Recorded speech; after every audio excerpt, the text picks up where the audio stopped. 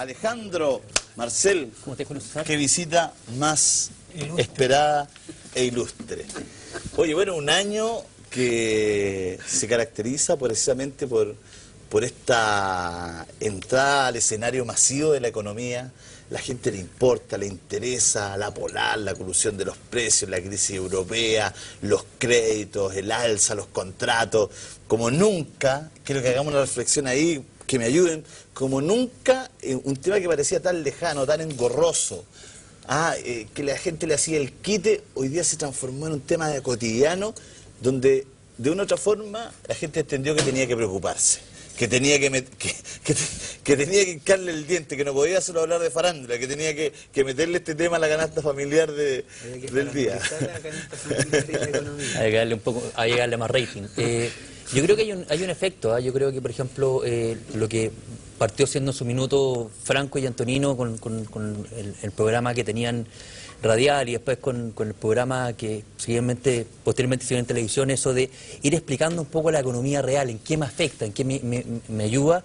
Yo creo que es un tema súper importante porque la gente de alguna manera se da cuenta que se ha hecho este año también, mucha gente que estamos saliendo en medio ha empezado a hablar de la economía en pera y manzana. Empezamos a sacarle los nombres y los apellidos extraños y empezamos a decir a la gente, mire, entienda, porque en la medida que usted lo entienda, esto también va a tener repercusiones favorables en su bolsillo.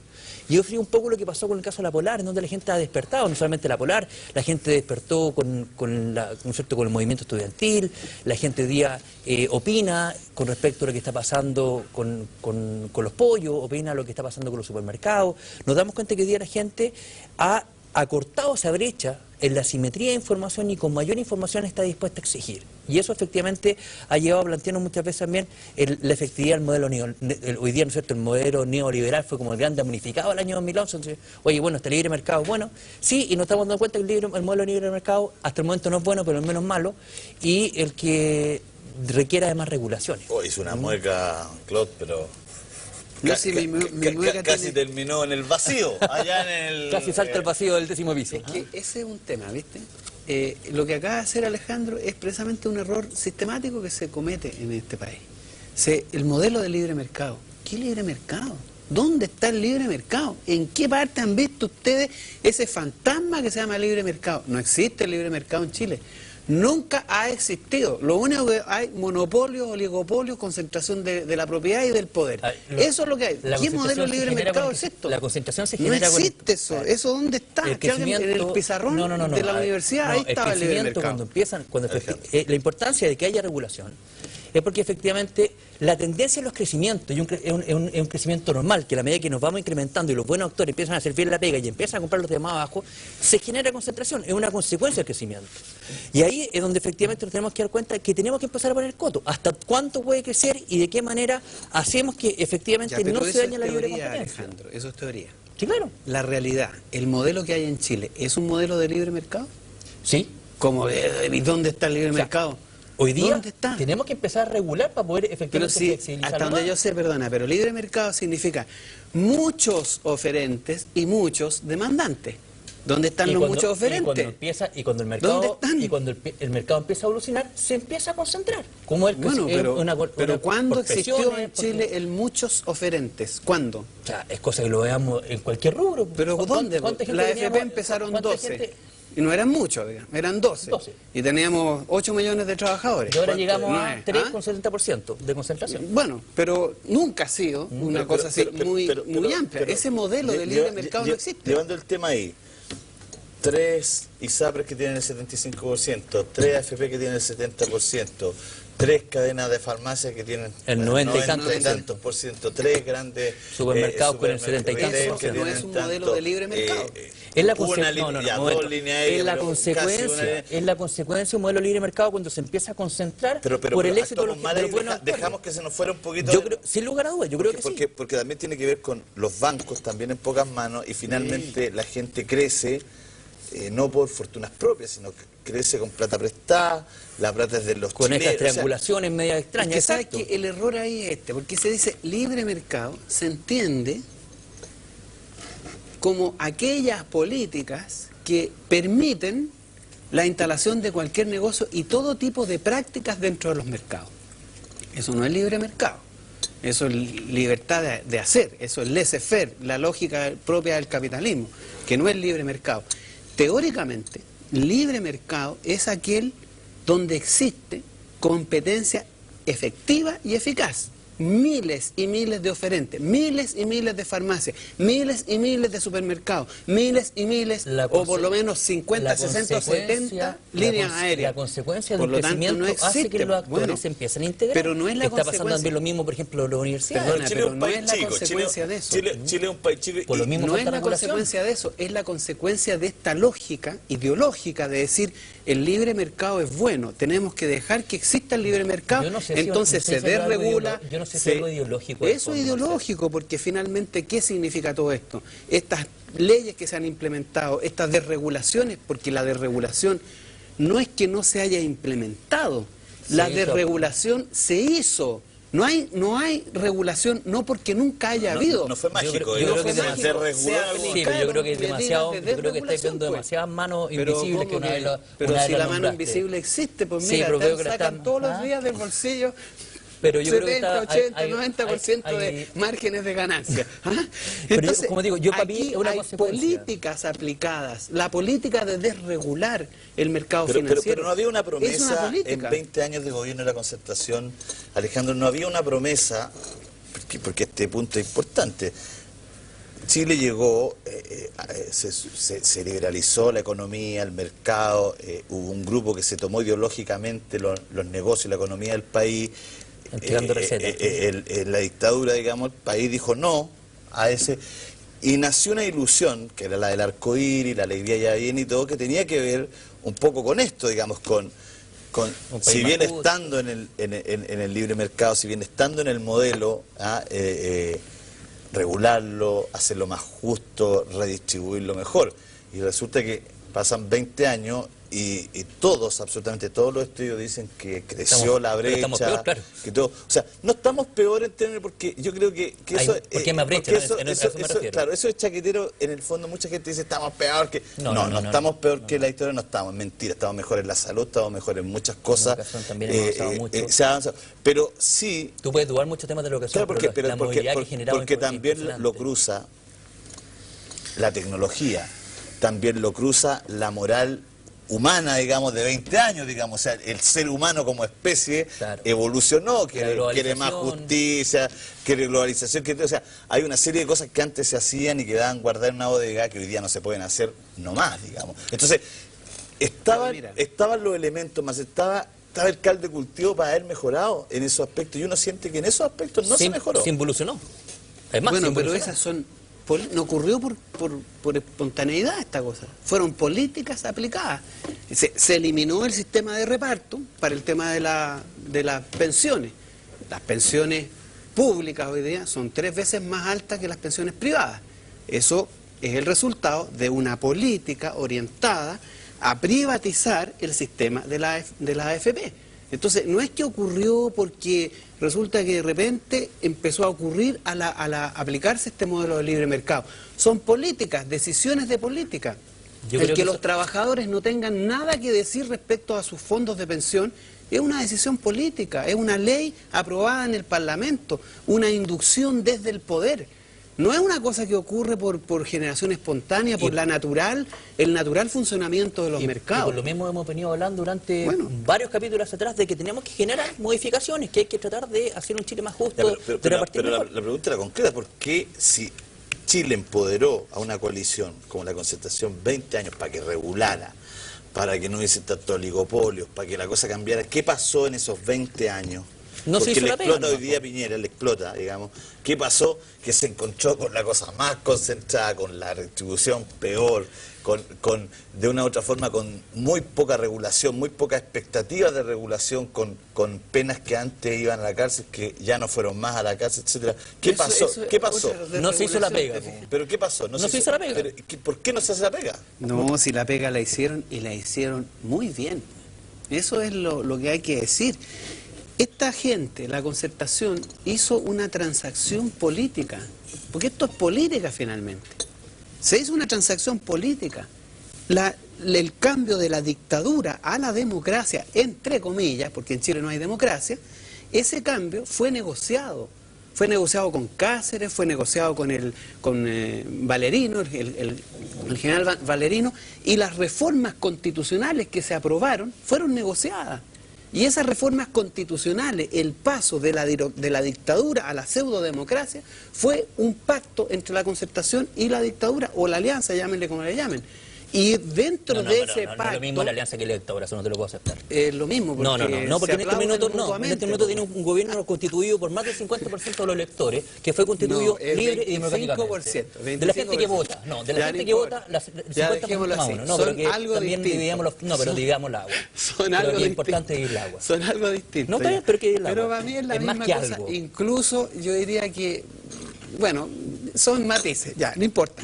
El tema es el siguiente. Aquí un acuerdo que hubo y que está escrito es que la Concertación iba a dejar intacto el modelo económico ¿Y dónde está instalado. escrito eso? Yo esas manos invisibles... Hay miles y miles de artículos que tú puedes ver, libros... Por favor? Pero usted habla que escrito en constitucional.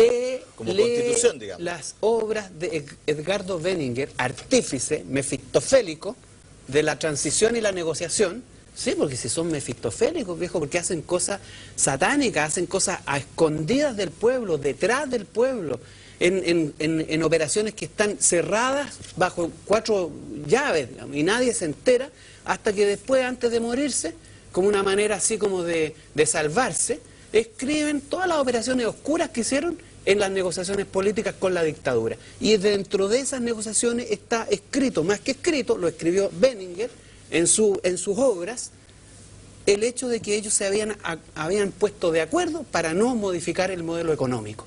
Esa fue la primera gran transacción. Y otras más, que son más secretas aún, el tema del cobre. Si el modelo económico ha funcionado bien y hoy día requiere regulación. ¿Cómo puedes Lo que pasa es que decir tenemos eso, a ver, Marcel, tenemos que empezar, tenemos que empezar a analizar este tema. Tenemos que empezar a ver este tema después de 30 años que se han aplicado una serie de medidas, y esas medidas hoy día hay que empezar a regularlas. Hoy día tenemos que empezar a hacer la manera de hacer un rayado de cancha. Lo hablamos la semana pasada, tenemos que es perentorio que hagamos nosotros una reforma. Tú dices, están las piezas bien tiradas, pero hay que arreglarlas, o sea, así no sirve. Hay que arreglarla, hay que poner sanciones, que decías tú que de repente una figura legal que era con cárcel, hoy día desaparece. Hay que arreglarla, que la gente vea que efectivamente las sanciones se cumplen y que las reglas están para cumplirlas, no para que efectivamente la gente se las pase por debajo, ¿no es cierto?, o por arriba o la eluda. Entonces, en ese sentido es importante. Pero eso tiene que ver con la representatividad un poco, porque sin lugar a dudas. Claro, con la representatividad. Porque Ricardo Lagos fue a hablar con Sebastián Piñera hace unos días y dijo que el binominal era un cáncer. Es muy hipócrita este Ricardo Lagos. Ahora que amigo personal de Amaneció cruzado hoy día. Marcela amaneció cruzado. Si yo escuché esas declaraciones, qué vergüenza, ¿cómo puede decir eso? ¿Acaso el niñito era un inválido político que no pudo hacer las transformaciones que tenía que hacer? Eso es un cuento, quiere sacarse su responsabilidad política con la UDI, ¿no? Y eso está ahora pinta muy bien, pues.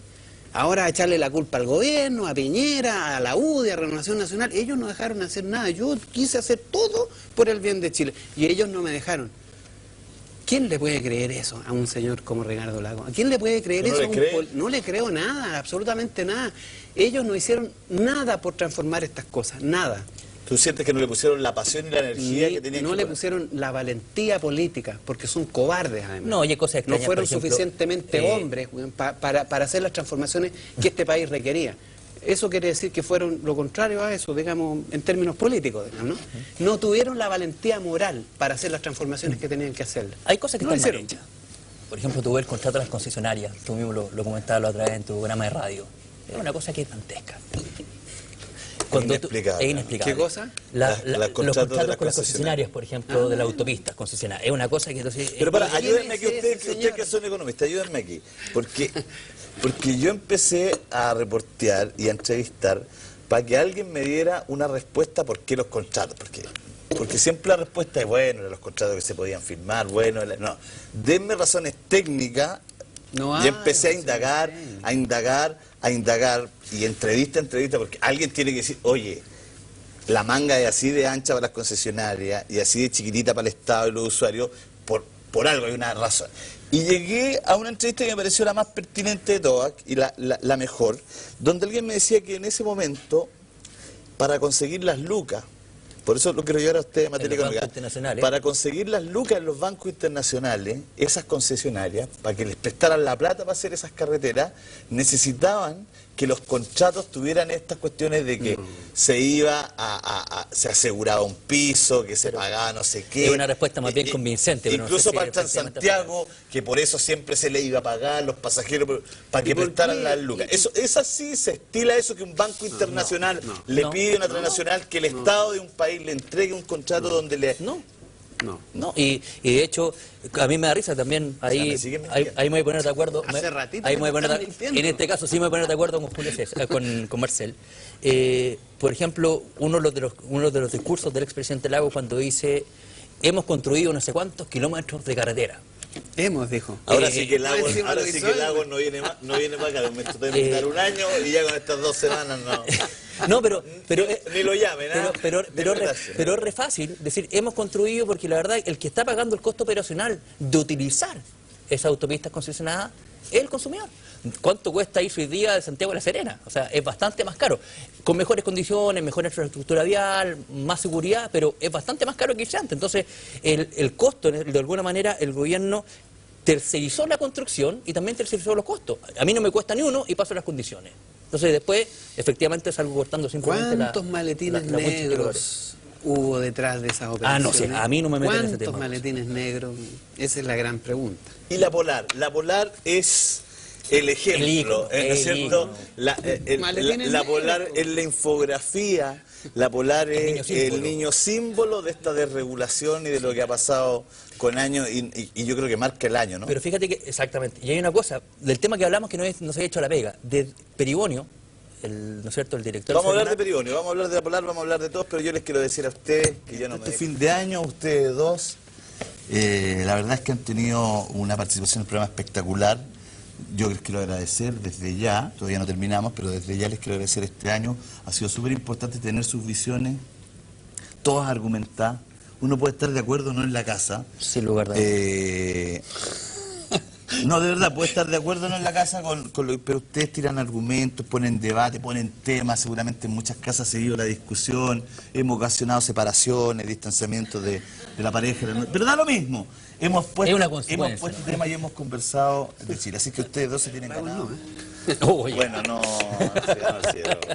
porque él seguramente va a otro lado. Va. Sí, que vaya lejos del cielo, Oye, porque si nos vamos y nosotros al cielo, mal negocio, mal negocio.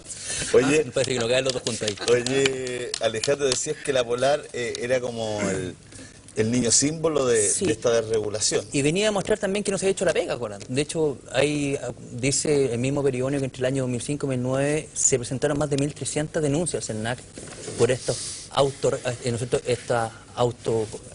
autoimposiciones hechas por, ¿no es cierto?, de cobranza, hechas por la Polar. Lo que pasa con eso, Alejandro, es que yo creo que las reglas están hechas, digamos, que está la intención, pero si no está el peso y el apoyo político para esto, no ocurre nada. No. Yo creo que ese es el valor igual del gobierno de Piñera en estos años, de haber ellos puesto en el fondo la fianza política para decir, oye, que se sepa esto, investiguemos esto, y todo en circunstancias, y por eso a uno le extraña tanto que en los otros años, cuando se suponía que esto era parte fundamental del ADN de la coalición de gobierno, no haya estado lo que tú dices, la valentía política para ir contra... Y de hecho el tema de las farmacias, ¿cuándo saltó? Saltó cuando uno de los 3 actores reconoció. Si no, todavía a lo mejor estaríamos en... Hay también un elemento que hay que considerar en esto, ¿no? Durante todos los gobiernos de la concertación hubo una suerte... O sea, ¿cuál era el rol de la concertación? ¿No? Por eso que muchos empresarios hoy día quieren que vuelva la concertación. Y no les gusta que Piñera gobierne porque, de alguna manera, esto como que queda al desnudo. No está en el 26% de entonces. ¿Cuál 26%? De la CEP. De la CEP. Ah, no, de eso vamos a hablar después.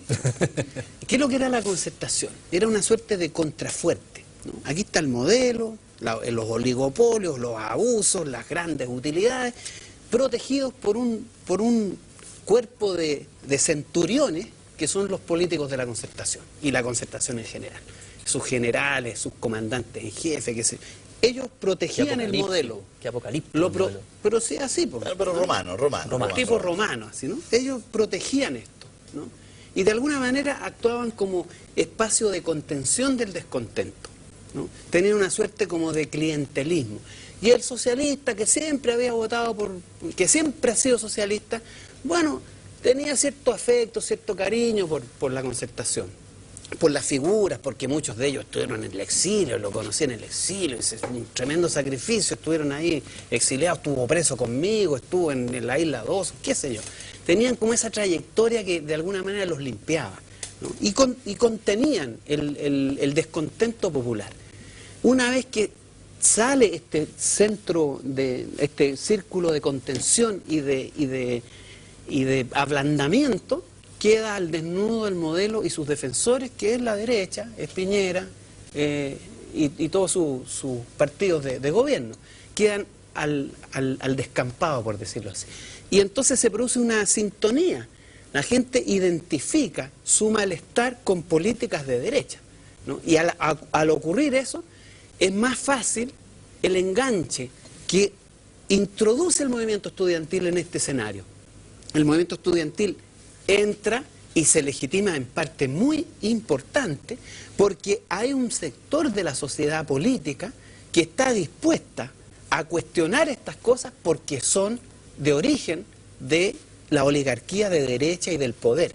Y ya no está la Concertación defendiendo esto, entonces se sienten de alguna manera más libres. Eso ocurrió, digamos. Claro, no es culpa de Piñera, digamos. Ellos comparten el pecado original de ser partidos de derecha que colaboraron con estas políticas, que instalaron estas políticas, que aprueban estas políticas, que les gustan estas políticas, que se han beneficiado de estas políticas, ¿no? Pero ya no está la Concertación para defenderlo, ya no está la Concertación para mantener una suerte de statu quo. ¿No estás de acuerdo con eso? No, eso es lo que ha ocurrido. Es una visión muy acomodada, muy ideologizada una realidad. Para terminar, política nomás, mira. Sí, por eso, muy para ideologizada, terminar, por lo mismo. El movimiento estudiantil es el que hizo entrar la economía en esta historia.